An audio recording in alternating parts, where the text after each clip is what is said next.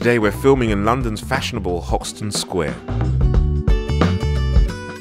We are meeting Reuben Christian, style guru and founder of Individualism.co.uk.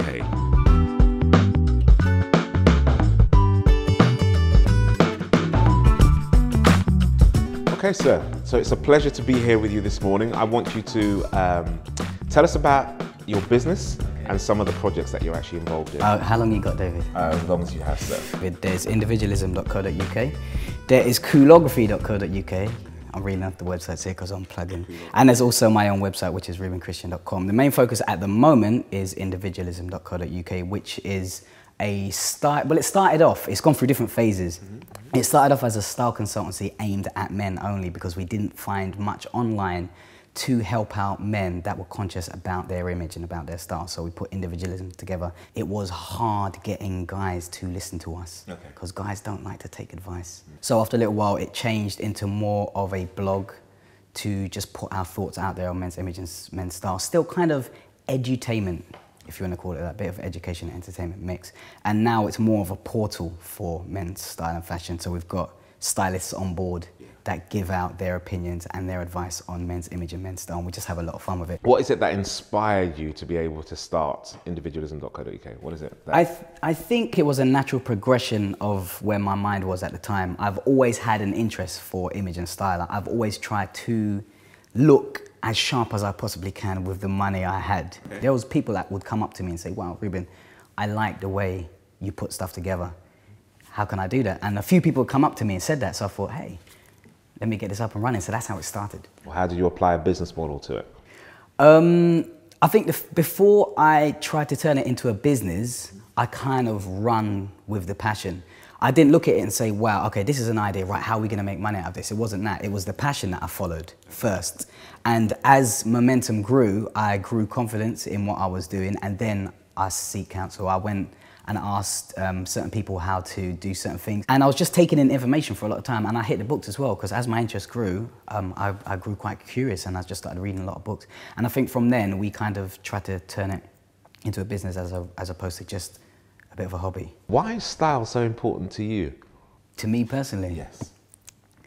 Because it gives me the chance to be who I want to be. I can express myself creatively. Style's important, man. It should be to everyone, because every single human being on earth is unique and different. You say it's important, but don't you think that other people don't necessarily realise how important it is? I think there's some people that don't know how important, don't understand how important it is in today's society, especially in business. But then there's some people that just don't care. You got the two. My question to you is, have you always been style conscious, or were there eras or a time where it didn't really go right and then you had to turn the leaf? I would like to think I was always stylish, but looking back at certain pictures and remembering certain hardships I've been through with my peer group, I don't think I was.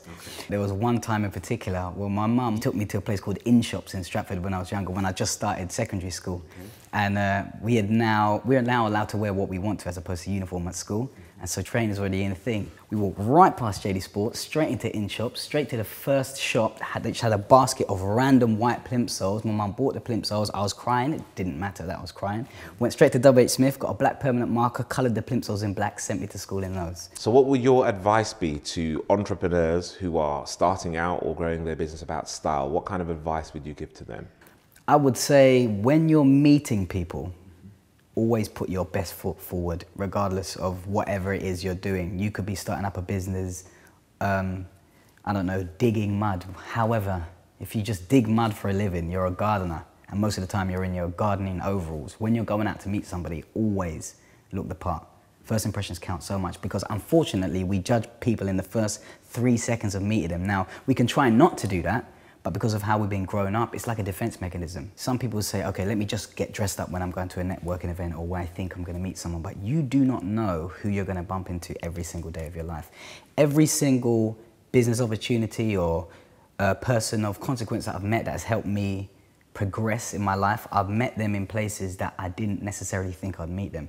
It kind of represents how you think as well. Because if you look sloppy, people are automatically going to assume that the work you do is sloppy. Unfortunately, that's how it is. So up your game. I know there are a lot of business people and entrepreneurs who have obviously achieved a degree of success in what they do. and they are constantly giving the image or the impression to people that in order to be successful and carry yourself in terms of style, you need to wear a suit. I think you need to know how to wear a suit, most definitely, because there are times when you are going to need to look sharp. But you don't need to be wearing a suit every single day of your life. I mean, business is a lot to do with work. Most of the time when you're working, you're in your own zone. Maybe you're at home, or you're in the office, or you're working outdoors, whatever it is you do. You can't always be wearing a suit. But know how to wear a suit. Know how a suit fits. Quick tip in terms of fit, right? The tie. Please, guys, listen to this. It's a simple one. The tie should always, when you're standing up, it should always just point to the top of your belt buckle. You're bang on.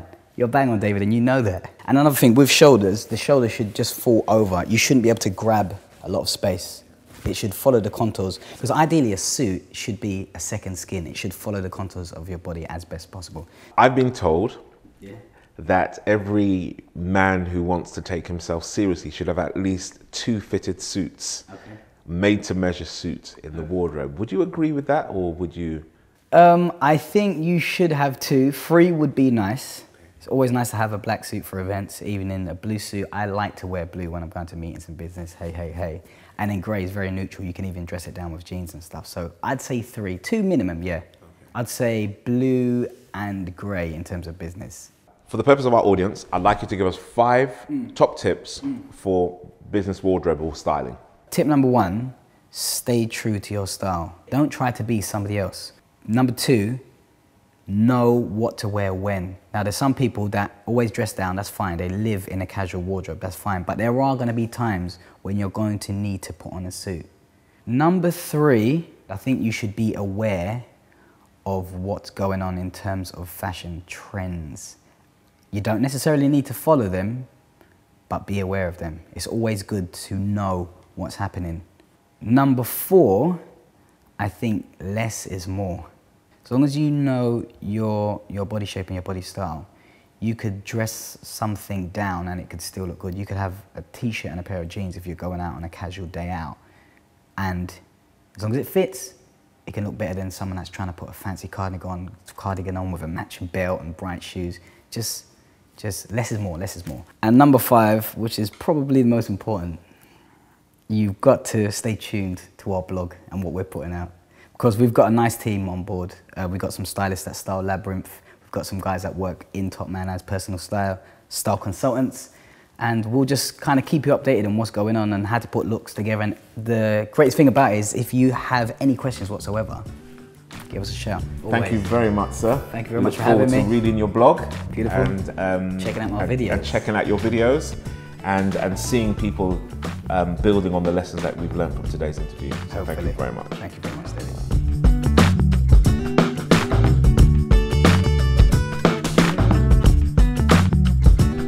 For most people, first impressions count. So take the opportunity to make your first impression the right one.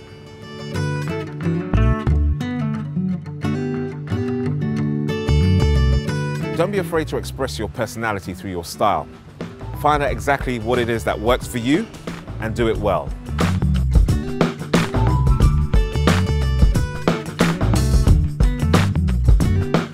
Whatever your style is, ensure that you always dress appropriately for the occasion. Thank you for watching. We'd like you to post a video response with your thoughts and opinions on virginmediapioneers.com.